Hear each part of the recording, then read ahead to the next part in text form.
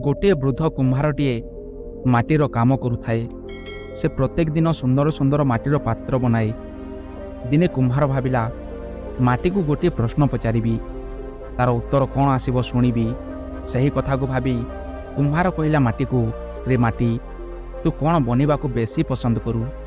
ମାଟି କହିଲା, କୁମ୍ଭାର ଭାଇ, ମୁଁ ମାଠିଆ ହେବା ପାଇଁ ବହୁତ ପସନ୍ଦ କରେ। କୁମ୍ଭାର ସେ କଥା ଶୁଣି ଆଶ୍ଚର୍ଯ୍ୟ ହୋଇଗଲା। ମାଠିଆ ହେବାକୁ ପସନ୍ଦ କରୁ? କୁମ୍ଭାର ମାଟିକୁ କହିଲା। ମାଟି ହଁ ଭରିଲା। କୁମ୍ଭାର ପୁଣି କହିଲା, ତୁ ବଡ଼ ମୂର୍ଖ ଅଟୁ।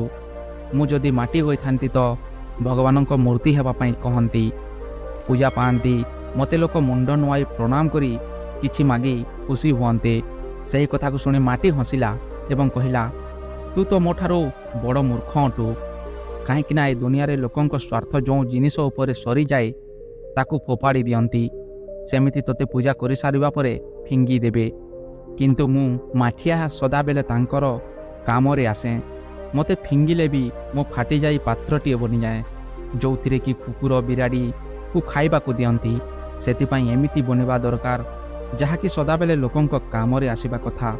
କାହିଁକିନା ଲୋକଙ୍କ କାମରେ ତମେ ନ ଆସିଲେ ଲୋକ ତୁମକୁ ପଚାରିବେ ନାହିଁ ଏବଂ ତମେ ଯେତେ ଭଲ ମଣିଷ ହୋଇଥିଲେ ବି ଲୋକମାନେ ତୁମକୁ ଖରାପ କହିବାରେ ପଛାଇବେ ନାହିଁ।